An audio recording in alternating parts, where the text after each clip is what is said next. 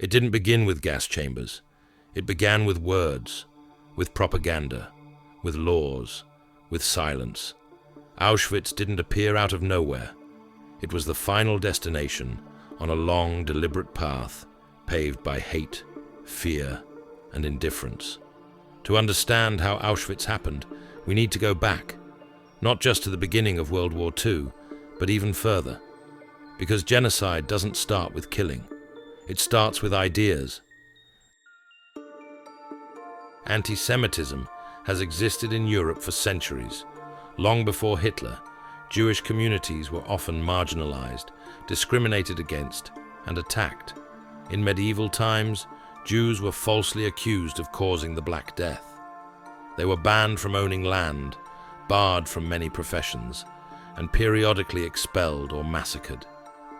Even into the 19th and early 20th centuries, Jews were commonly portrayed as greedy, untrustworthy, or conspiratorial in literature, newspapers, and political rhetoric. But it was Germany's defeat in World War I that gave rise to a new, more political form of anti-Semitism. After the war, the Treaty of Versailles left Germany humiliated and economically devastated. Inflation skyrocketed. Unemployment soared. Many Germans felt betrayed, confused, and desperate. In this climate of fear and instability, Adolf Hitler emerged. In the early 1920s, Hitler was a failed artist and a former soldier, but he was a powerful speaker, and his message was clear. Germany had not been defeated on the battlefield. It had been betrayed from within. According to him, Jews, communists, and so-called traitors had stabbed the country in the back.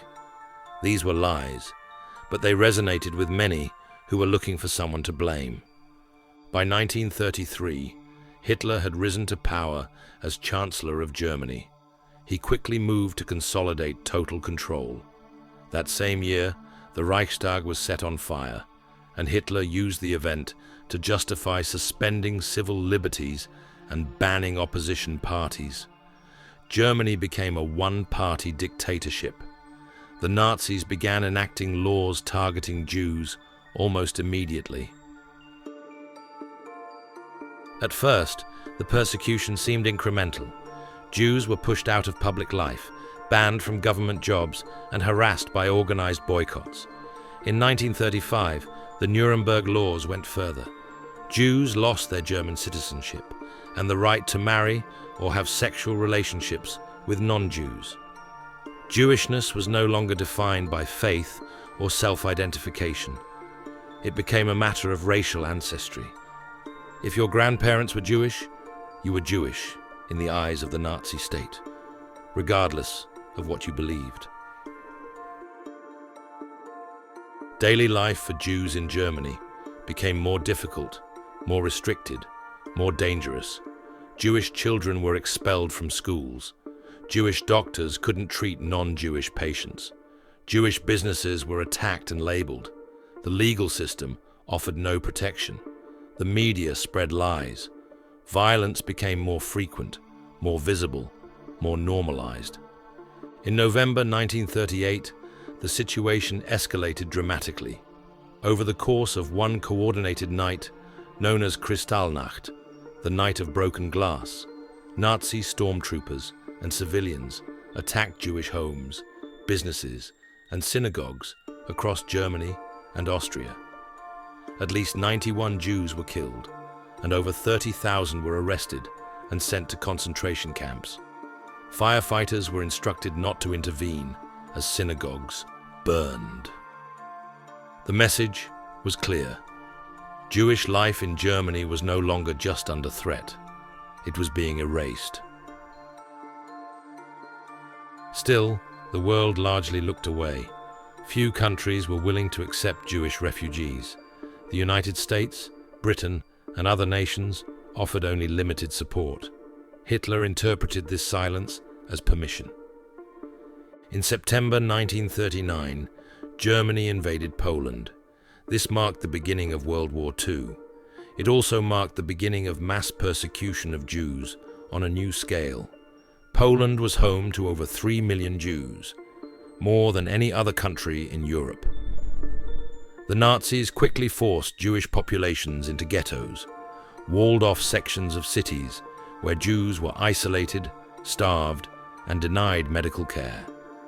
The largest, in Warsaw, held over 400,000 people in just 1.3 square miles.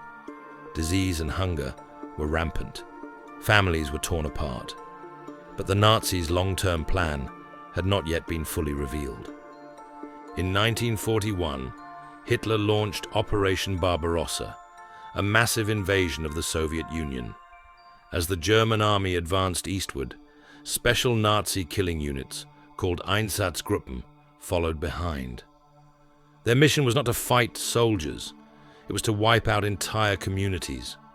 They rounded up Jews, Roma, communists and others, marched them to forests or pits, and shot them by the tens of thousands. In one massacre at Babi Yar, near Kyiv, more than 33,000 Jews were murdered in just 2 days. But this method, though effective in terms of raw numbers, was seen by the Nazis as inefficient and psychologically burdensome to the soldiers. They wanted something more systematic, more impersonal, more industrial. That desire led to the next phase. In January 1942, senior Nazi officials met in a quiet suburb of Berlin at the Wannsee Conference. In less than 2 hours, they coordinated what they called the final solution to the Jewish question. Their plan was clear: to exterminate all Jews in Europe, an estimated 11 million people. This wasn't a spontaneous decision. It was the culmination of years of planning, propaganda, and incremental cruelty. The infrastructure of death had already been partially built. Now, it would be scaled up. Auschwitz became the centerpiece. Originally established in 1940 as a prison camp for political opponents and Polish resistance fighters, Auschwitz soon expanded into a vast complex. It was located in occupied Poland, far from the eyes of the German public, but near major rail lines for easy transport. The complex eventually consisted of 3 main camps: Auschwitz I, the original site; Auschwitz II, also known as Birkenau, the extermination center; and Auschwitz III, a labor camp serving the German industrial company IG Farben. Here's how the process typically worked. Jews from across Europe were rounded up and forced onto cattle trains. Many traveled for days with no food, no water, and no room to sit. When the trains arrived at Auschwitz, Nazi officers conducted a selection.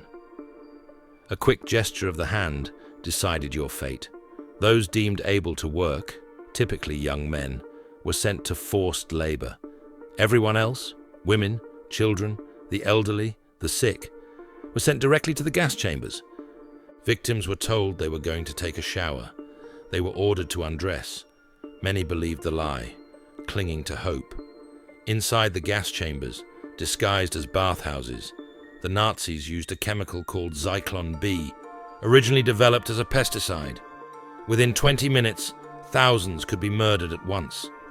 Their bodies were then transported by prisoner labor crews, burned in massive crematoria, and their ashes dumped or used as fertilizer. At its peak, Auschwitz could kill up to 6,000 people per day. But not everyone was killed immediately. Those selected for forced labor endured starvation, disease, abuse, and exposure. Most died within months. The camp's medical facilities conducted inhumane experiments including surgeries without anesthesia, intentional infection of diseases, and attempts to alter eye color. Children were used as test subjects. Twins were especially targeted by Dr. Joseph Mengele, known by survivors as the Angel of Death. Despite the terror, there were acts of resistance. Some prisoners smuggled notes to the outside world.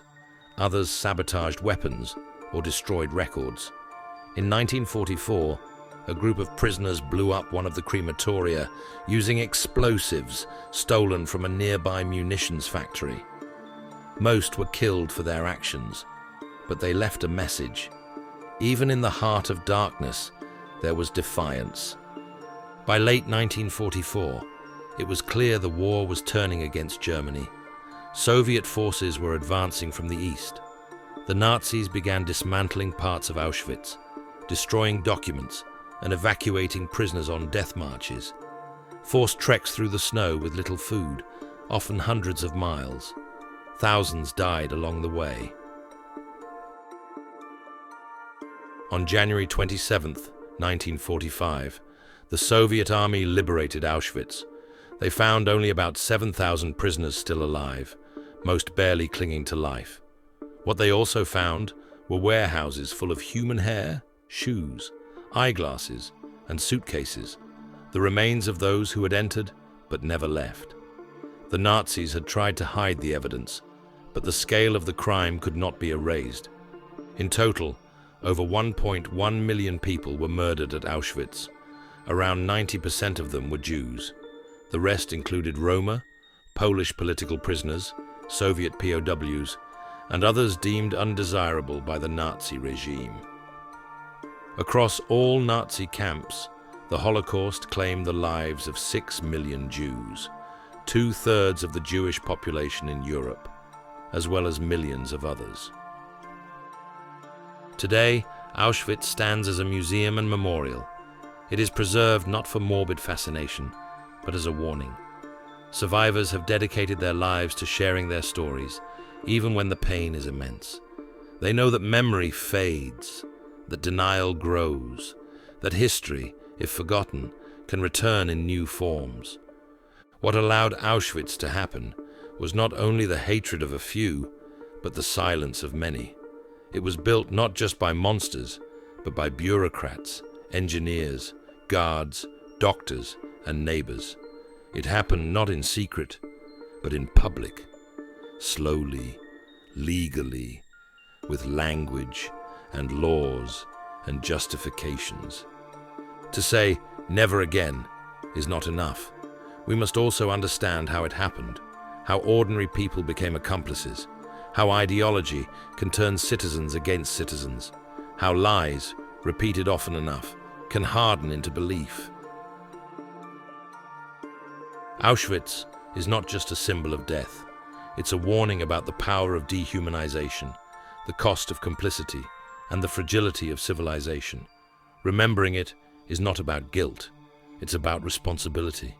Memory alone does not prevent the next atrocity, but without memory, we are defenseless. It is up to each generation to confront the truth, to resist hate in all its forms, and to make sure that the path to Auschwitz is never walked again.